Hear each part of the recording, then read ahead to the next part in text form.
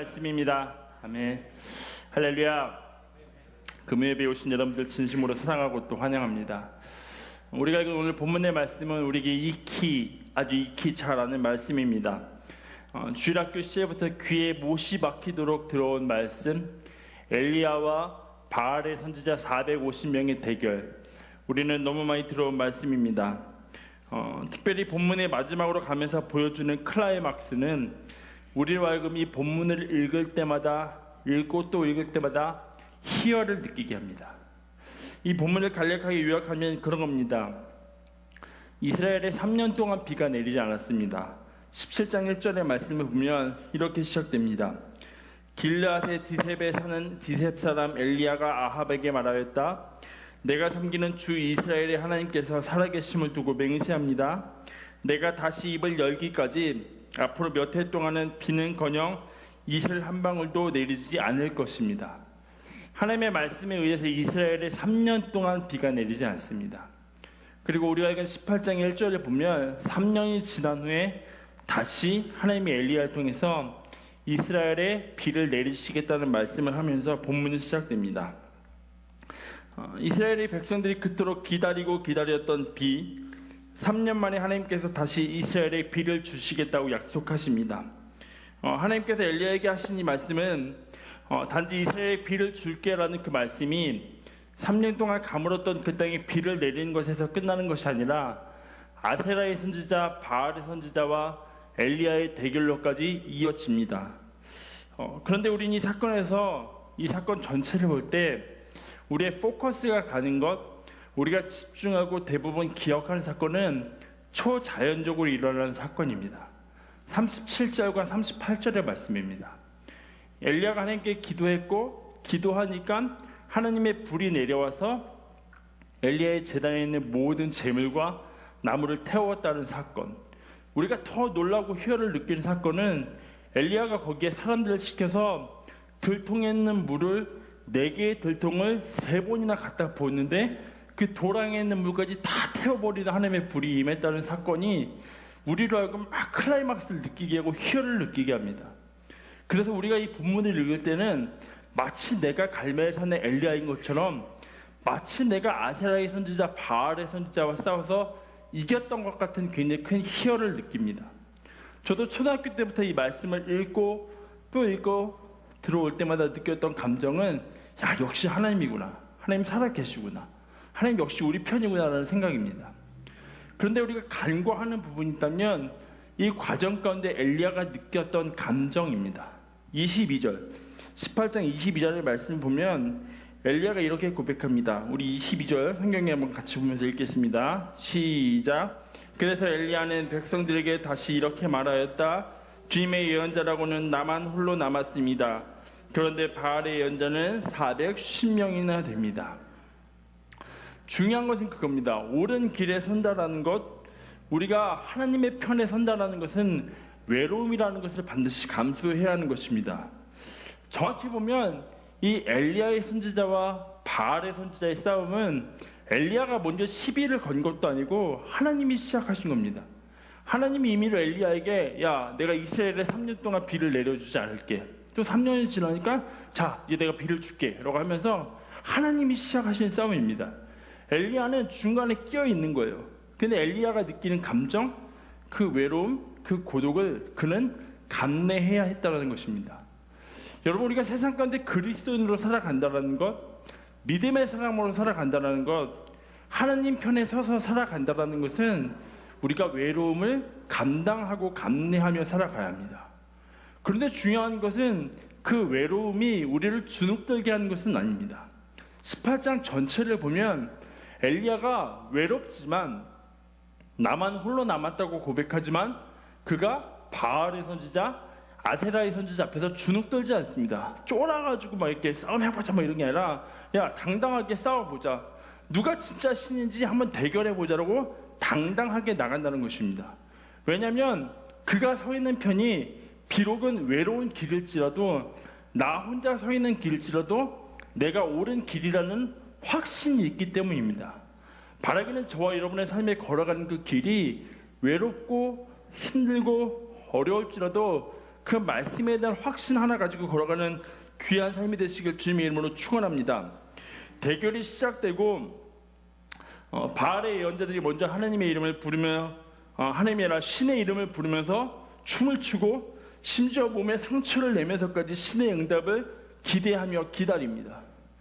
오전이 지나고 많은 시간이 흘렀지만 바알의 선지자, 아세라의 선지자 그들이 어떠한 기도에도 응답이 없었습니다. 그러자 이제 엘리야가 일어납니다. 엘리야가 일어나서 바알의 선지자를 조롱하고 그가 하나님 앞에 제사를 시작하는데, 제가 이 본문을 다시 한번 쭉 읽고 쭉 읽다가 가장 눈에 들어왔던 본문이 30절의 말씀입니다. 우리 30절 한번 같이 읽겠습니다. 30절입니다. 이때에 엘리야가 온 백성들에게 가까이 오라고 하였다. 백성들이 가까이 오니 그는 무너진 주님의 제단을 고쳐 쌓았다. 우리는 37절과 38절에 엘리야의 제단에 임한 하나님의 불을 기억합니다. 그런데 여러분, 중요한 것은 엘리야의 제단에 불이 임하기 이전에 그가 무너진 제단을 고쳐 쌓았다는 것입니다. 과거에는 그 제단이 하나님 앞에 예배드리는 제단이었을지 모르지만, 과거에는 그 제단이 이스라엘 백성들이 하나님 앞에 나아가 찬양하는 제단이었을지 모르지만, 지금 무너져 있는 제단, 더 이상 제단으로서의 기능을 하지 못하는 그 제단을 엘리야가 고쳐 쌓는 것이 그의 예배의 시작이었다는 것입니다. 여러분, 사상 누각이라는 사자성어가 있잖아요. 그것이 그 시작된 말이 모래 위에 지은 누각이라는 말인데, 그 스토리가 이렇잖아요. 어떤 부자가 친구네 집에 놀러 갔다가 멋진 3층짜리 누각을 보고, 야, 나도 돈이 많으니까 저거 한번 지어야겠다 해서 사람을 불러다가 이런 거 지을 수 있냐고, 3층짜리 누각을 지을 수 있냐 물어봤더니 나 충분히 지을 수 있다고. 그럼 내가 돈을 낼 테니까 저 3층 누각을 지어달라고. 이 목수가 기초를 닦고 바닥을 정리하면서 1층, 2층 누각을 쌓기 시작하는데, 부자가 와서 질문합니다. 왜 누각은 안 짓느냐고. 아니, 1층이 짓고 2층이 지어져야 3층이 지어지는 거 아닙니까? 나는 1, 2층은 필요 없고 3층만 필요하다고. 3층만 있으면 된다고. 우리는 기초는 무시하고 우리는 하나님의 그 엘리야의 제단에 임한 하나님의 불만 관심이 있습니다. 그런데 중요한 것은 엘리야의 그 제단에 임한 불, 그 시작점에는 엘리야가 고쳐 쌓은 제단, 무너졌던 제단을 다시 수축함이 있다는 것입니다. 여러분, 우리 교회 가운데, 공동체 가운데 하나님의 불, 성령을 기대하며 사모하신다면 우리는 우리의 무너진 제단을 고쳐 쌓음을 시작점으로 삼아야 합니다. 그러면 우리는 무엇을 고쳐 쌓아야 하냐? 첫 번째로는 우리의 무너진 기도의 자리를 다시 쌓아야 합니다. 제단을 고쳐 세웠다는 것은 제단이 무너져 있다는 것입니다. 그 말을 바꾸어 말하면 제단이 제단으로서의 기능을 하지 못하고 있다는 것입니다. 마가복음 11장을 보면 예수님께서 성전 안에 들어가셨습니다.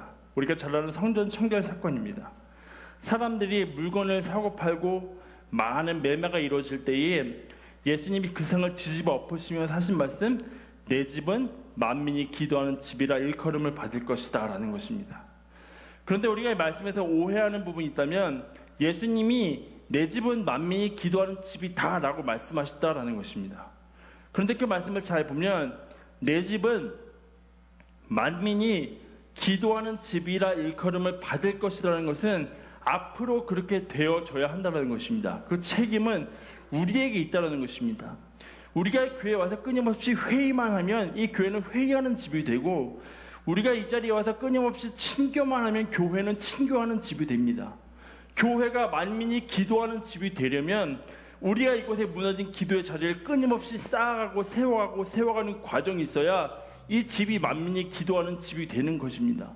그렇기 때문에 이 교회가 만민이 기도하는 집이라 일컬음을 받아야 할 거라는 그 명령은 우리에게 책임이 있고, 이 집을 기도하는 집으로 만들어야 할 사명이 오늘 저와 여러분에게 있다는 사실을 기억할 것입니다. 그러나 교회가 만민이 기도하는 집, 기도의 집으로서의 그 기능을 상실한 이유는 교회라는 기도할 공간이 없어서도 아니고, 새벽 예배라는 기도할 수 있는 시간적 제도가 없어서도 아니고, 우리가 그 기도를 안 하고 있기 때문이라는 사실입니다. 여러분, 그리스도인에게 삶에 있어서 기도하면 가장 먼저 생각한 게 영적 호흡입니다. 영적인 호흡입니다. 기도가 막혀 있고 우리 삶의 기도가 무너져 있다는 것은 우리의 호흡이 막혀 있다는 것입니다. 기도의 기능을 우리 몸에 빗대어서 생각해 보면 이런 겁니다. 우리 몸에 식도가 있고 기도가 있잖아요. 평상시에는 기도가 열려 있어서 숨을 내쉬다가 음식물이 들어가면 기도가 딱 막히고 식도가 열리는데, 음식물이 들어가다 실수로 기도로 딱 들어가면 숨이 확 막히는 거잖아요. 그렇죠? 그런데 여러분, 기도를 통해서 내쉬는 숨은 두 가지가 있습니다. 들숨과 날숨입니다. 들숨과 날숨. 우리가 들숨을 하면 반드시 날숨도 있어야 하고, 날숨을 하면 들숨도 있어야 합니다. 날숨만으로 살아갈 수 있는 사람은 세상에 아무도 없습니다. 그런데 우리는 기도가 영적 호흡이라고 하면서 날숨만으로 우리 영적 호흡을 다 하려고 합니다. 딱 자리에 앉아서 내가 하나님 앞에 기도할 걸 다 막 쏟아놓고 하나님이 말씀하시려고 하면 그만 딱 차단하고 일어나 버리는 것. 제가 이 설교를 준비하면서 내가 날숨만으로 얼마나 버틸 수 있을까 한번 해봤거든요. 이렇게 한 1분을 못 버티겠더라고요. 들숨 없이 1분을 못 버티겠더라고요. 근데 우리는 기도가 우리의 영적 호흡이라고 이야기는 하는데, 우리는 기도하는 가운데 들숨 없이, 들이마시는 말씀 없이 우리는 내쉬는 기도만 하고 있는 거 아닌가라는 생각을 하게 됐습니다. 저희 집에 요즘 아이들이 셋이 있잖아요. 밥 먹을 때 셋이서 한 마디씩만 해도 두 마디거든요. 근데 두 마디씩만 해도 6마디인데, 요즘은 그런 거예요. 엄마 아빠는 이렇게 한 사람만 둘이고 아이들은 셋이니까 누구 말을 들어야 할지 몰라서 이 말 듣다 저 말 듣다 하면 결국은 아이들 중에 한 명은 왜 내가 하는 말은 안 들어? 이 말이 꼭 나오고 한 명 딱 삐지거든요. 저게 하나님의 마음 아닐까? 우리가 날숨으로 막 내쉬면서 기도하는데, 그래 네가 기도한 거에 대해서 내가 이제 말해줄게 하는데 하나님 됐습니다 하고 딱 일어나 버리는 거, 그게 우리의 모습 아닐까라는 생각을 했습니다. 그런데 하나님 오늘 우리에게 말씀하시고자 하는 것, 그것이 우리에게 들려져야 합니다. 그럴 때 우리의 영적 호흡이 원활하게 이루어지는 거예요. 제가 몸이 육중하잖아요. 한 0.1톤 되잖아요. 근데 저도 물에 가면 뜨거든요. 물에 가면 뜨는데, 여러분 사람이 언제 가라앉는지 아십니까? 제가 물속에 잠수를 하고요, 이 몸 안에 있는 공기를 그냥 다 빼봤어요. 하면서 물속에서 빼봤거든요. 그럼 사람이 가라앉아요. 저도 제가 몸집이 큰데 물에 떠서 놀랐는데요, 그렇게 하니까 가라앉더라고요. 제가 거기서 뭘 느꼈냐면, 우리가 기도를 할 때 우리가 영적으로 내가 내뱉는 기도만 쭉 했을 때 뭔가 영적으로 충만하고 떠있다고 생각하지만, 결국 우리에게 들려진 하나님의 말씀이 없으면 우리는 영적으로 서서히 가라앉는다는 사실입니다. 그렇기 때문에 우리가 10분을 날숨으로 하나님 앞에 기도했으면 10분의 들숨, 하나님의 말씀을 끊임없이 듣기 위해서 묻고 또 묻고 잠잠히 기다리는 게 필요합니다.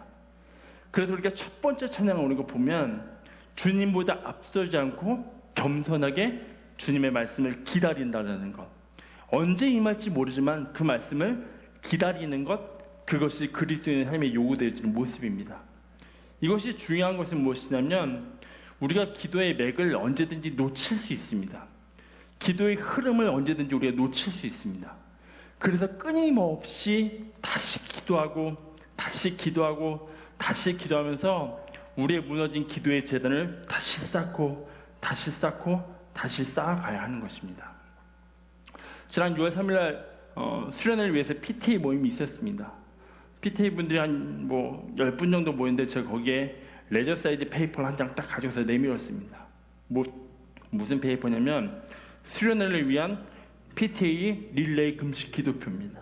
6월 4일부터 시작해서 이분들이 또 토요일하고 주일은 워낙 약속이 많으니까 토요일하고 주일 빼고 월요일부터 금요일까지 하루 3끼 릴레이 금식 기도하는 겁니다.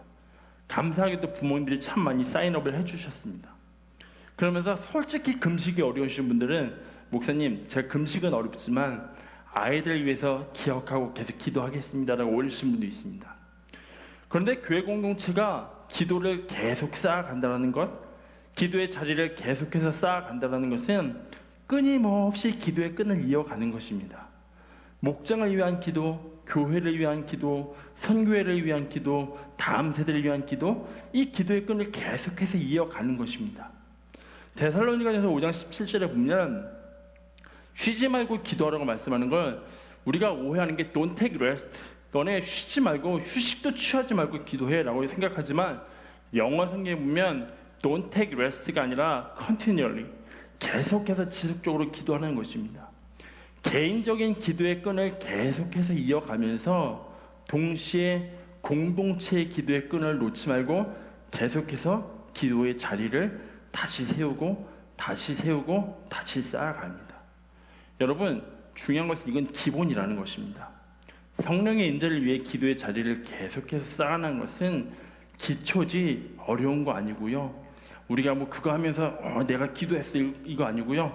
기도가 우리의 영적 호흡이라면 우리는 그것을 계속해 나가야 의미가 우리가 어디 있습니다. 두 번째로 우리의 무너진 예배의 자리를 다시 쌓아야 합니다. 무너진 예배의 자리를 다시 쌓아야 합니다. 여러분, 우리의 예배가 무너진 가장 큰 이유는 우리의 예배의 목적이 변질된 데 있습니다. 여러분이 들으신 예배의 가장 큰 목적은 무엇인지 모르겠습니다. 그런데 어느 순간 우리가 드린 예배의 가장 큰 목적은 그 예배를 통해서 내가 은혜 받는 데 있습니다. 마치 좋은 예배는 내가 은혜를 받는 예배, 좋은 예배는 나에게 은혜를 끼치고 감동을 주는 예배가 좋은 예배라고 생각합니다. 그런데 여러분, 예배의 주된 목적과 기능은 하나님이 나타나시고 하나님이 드러나시고 하나님이 영광 받으시는 예배가 진짜 살아있는 예배입니다. 비록 내가 은혜를 받지 못하더라도 그 예배를 통해서 하나님이 드러나신다면, 내 삶에 하나님의 말씀이 들려진다면 그게 진짜 살아있는 예배입니다. 열왕기상 22장을 보면 아합 왕의 최후에 대해서 말씀하고 있습니다.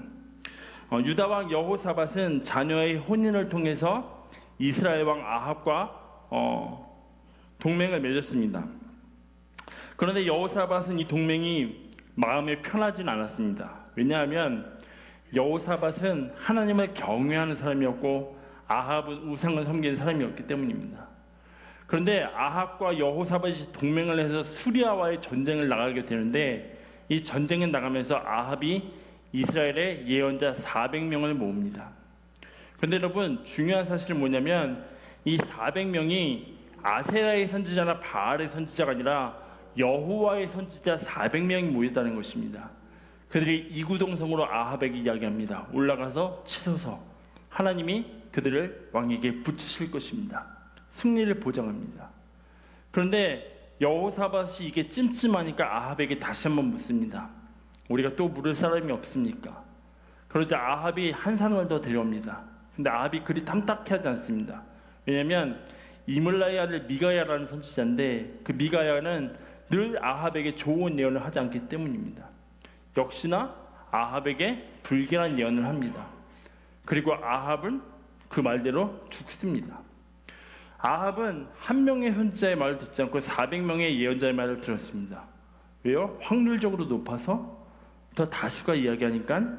아니요, 내가 듣고 싶으니까. 그 말이 내가 듣고 싶으니까. 우리는 예배 가운데 내가 듣고 싶은 말을 들으려고 할 때가 참 많습니다. 예배 가운데 들려주는 수많은 말씀 가운데 취사 선택하여 내가 골라서 들으려고 할 때가 참 많습니다. 근데 우리 무너진 예배를 다시 쌓아 나간다는 것은 그 예배 가운데 진짜 하나님 우리에게 말씀하시고자 하는 것, 진짜 하나님 우리에게 들려주시고자 하는 그 진실 앞에 우리를 세워 나가야 하는 것입니다. 존 비비어의 영적 무기력 깨기라는 책을 보면 이렇게 말씀합니다. 많은 교인이 기분 좋은 말만 듣기를 원합니다. 그리고 많은 목회자들이 탐욕과 인간에 대한 두려움 탓에 추종자들을 격려하는 말만 합니다. 그들의 달콤한 말은 귀에 즐겁지만 본질이 없으며 듣는 자나 말하는 자나 모두 파멸로 인도합니다. 당장은 마음이 아파도 언제나 진실을 들어야 합니다. 진실이 아무리 고통스러워도 기만 속에 살다가 닥치는 고난만큼 고통스럽지는 않습니다. 여러분, 진실을 추구하는 사람이 되십시오. 여러분, 그리스도인에게 있어서 예배는 하나님의 진실 앞에 서는 것입니다. 사실 목회자로서 늘 고민하는 것은 예배의 성공의 실패 이런 걸 따질 수 없지만 뭔가 사람들이 많은 은혜를 받으면 내가 설교를 정말 잘 준비한 것 같고 사람들이 은혜를 못 받으면 내가 설교를 잘못 준비했나라는 그런 생각 속에 늘 빠져드는 게 제 모습입니다. 그런데 이 말씀을 준비하다가 다시 한번 하나님 저에게 제 마음을 붙잡게 하시는 것은 이 예배를 통해서 말씀을 통해서 우리가 하나님 앞에 서게 됐다면 하나님의 진실 앞에 서게 됐다면 그것이 살아있는 예배고 우리가 쌓아나가야 할 다시 예배의 제단의 자리라는 것입니다.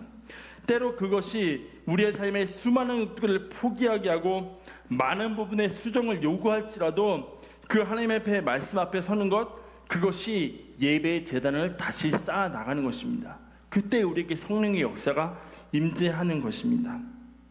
여러분 우리가 끊임없이 기도와 예배의 자리의 회복을 위해 몸부림쳐하는 줄 믿습니다.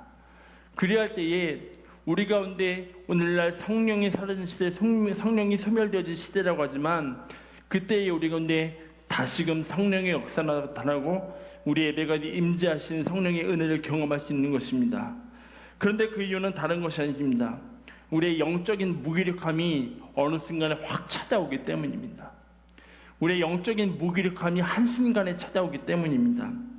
본문의 말씀을 보면 엘리야가 다시 쌓은 제단에 하나님의 불이 임했고 또 40절을 보면 백성이 바알의 예언자들을 잡아서 그들을 기손강가로 데리고 가서 거기서 그들을 모두 죽였습니다. 바알의 선지자들을 모두 죽였습니다. 그리고 하나님의 약속대로 이스라엘에 비까지 내렸습니다. 이 정도 됐으면 엘리야는 어깨 딱 펴고 기세 등등하게 이스라엘을 걸어 다닐 수 있을 것입니다. 그런데 19장 2절과 3절을 보면 이렇게 말씀합니다. 우리 19장 2절과 3절 성경을 같이 읽겠습니다. 시작. 그러자 이세벨은 엘리야에게 심부름꾼을 보내어 말하였다. 내가 예언자들을 죽였으니 나도 너를 죽이겠다. 내가 내일 이맘때까지 너를 죽이지 못하면 신들에게서 천벌을 달게 받겠다. 아니 그보다 더한 재앙이라도 그대로 받겠다. 엘리야는 두려워서 급히 일어나 목숨을 살리려고 도망하여 유다의 브엘세바로 갔다. 그곳에 자기 시종을 남겨두고. 여러분 잘 나갈 때 조심하라는 말이 있잖아요. 요즘 한국 사회에 미투 운동이 계속 확산되면서 막 여러 사람들 무너지고 하는데 엘리야가 18장까지만 딱 보면 한창 결정을 찍을 때에 이세벨이 딱 그럽니다. 너 내가 내일 죽여버릴 거야. 내가 너를 살려두면 내가 사람이 아니야. 이렇게 딱 얘기하니까 엘리야가 어떻게 해요? 도망가거든요. 두려워요? 도망가거든요. 그리고 그곳에서 다시 하나님의 제2의 설명을 받거든요. 여러분 이게 우리에게 보여주는 건 뭐냐면 우리가 기도하고 예배한다고 하지만 우리 삶의 주변에는 우리를 훅 넘어뜨리게 하는 요소들이 늘 산재해 있다는 것입니다. 그래서 끊임없이 기도하고 또 예배하는 것이 우리 삶에 요구되어지는 것입니다. 여러분 사도행전 2장을 보면 오순절에 성령 강림 사건이 기록되어 있습니다. 사도행전 2장 2절을 보면 그때에 갑자기 하늘에서 세찬 바람이 부는 듯한 소리가 나더니 그들이 앉아있는 온 집안을 가득 채웠다고 말합니다. 그들이 마가의 다락방에 임했을 때 성령이 임하고 온 집안을 채웠습니다. 성령이 딱 임재하니까 그들이 각기 다른 방언으로 말하기 시작하고 성령의 역사가 나타나고 그들이 변화되기 시작하는데 중요한 것은 42절입니다. 사도행전 2장 42절을 보면 그들은 사도들의 가르침에 몰두하며 서로 사귀는 일과 빵을 떼는 일과 기도에 힘썼다. 성령 강림 사건은 그들의 신앙의 절정을 찍는 사건입니다. 근데 그들이 그 이후에 계속해서 기도에 힘썼다는 것입니다. 이 말씀을 개역 개정 성경으로 보면 그들이 오로지 기도에 힘썼다고 말합니다. 오로지 기도에 힘썼다는 것은 다른 것 생각하지 않고 기도에 그들의 삶을 드렸다는 것입니다. 기도하는데 그들의 삶의 모든 것을 드렸다는 것입니다. 여러분 사도행전을 성령행전이라고 하는 이유는 2장 2절에 기록된 그 한 번의 성령 강림 사건 때문이 아니라 그들이 지속적으로 하나님 앞에 엎드려 기도하는 가운데 성령의 역사가 계속해서 일어났기 때문입니다. 그냥 한 번의 성령 강림 사건이 딱 일어나서 그 해프닝으로 인해서 성령 행전이라고 말하는 게 아니라 그들이 오로지 기도에 힘썼기 때문에 그들이 오로지 예배에 힘썼기 때문에 그 마가의 다락방에 임한 성령이 사도들의 삶 가운데, 그들의 사역 가운데 그대로 일어날 수 있다는 것입니다. 여러분, 그리스도인의 신앙은 과거형이 아니라 현재 진행형입니다. 나도 과거에는 저렇게 기도했었는데, 나도 내가 저 때는 저만큼 예배했었는데, 내가 그래도 예수님 처음 만났을 때는 이만큼 기도했었는데 라는 것, 그것은 과거입니다. 오늘 우리의 자리에 기도가 무너져 있진 않은지, 오늘 우리가 현 이 자리에 예배가 무너져 있진 않은지, 그럼 내가 이 무너지는 예배의 자리에, 기도의 자리에 과연 성령이 임하시는지, 여러분, 우리는 오늘 예배와 기도를 한번 돌아볼 수 있는 시간이 되어야 할 것입니다. 제가 이렇게 말씀드리면 지휘자님이 좀 싫어할 수도 있겠지만, 성간의 찬양대에서 조금 늦더라도 오늘 이 밤이 저와 여러분에게 무너진 기도의 자리, 예배의 자리, 그 한 모퉁이 돌 하나라도 세울 수 있는 귀한 밤이 되시길 주님의 이름으로 소원합니다. 다른 것 없고요, 저와 여러분에게 주신 사명은 기도와 예배입니다. 오늘 이 밤이 그것을 함께 세워갈 수 있는 귀한 밤이 되시길 주님의 이름으로 소원합니다. 우리 시간좀 같이 기도했으면 좋겠습니다. 어떤 분은 소리를 내지 않고 기도하시는 게 편할 수도 있고, 또 어떤 분은 소리를 내면서 기도하시는 분이 편하신 분도 계실 수 있습니다. 그런 관계없이 구애받지 마시고요, 하나님, 오늘 나의 기도의 자리, 하나님, 나의 예배의 제단을 다시 세우는 밤이 되기 원합니다. 하나님, 혹시 내가 나도 모르는 사이에 하나님 나의 기도의 제단이 무너져 있다면 하나님 그것을 다시 세워주셔서 하나님 이 제단에 주님 강력한 성령으로 임재하여 주시옵소서. 하나님, 나의 예배의 제단에 다시 강력한 성령으로 주님 임재하여 주시옵소서. 우리 그러한 간절한 마음의 소원을 가지고 하나님 앞에 기도하며 나가도록 하겠습니다. 기도하겠습니다. 살아계신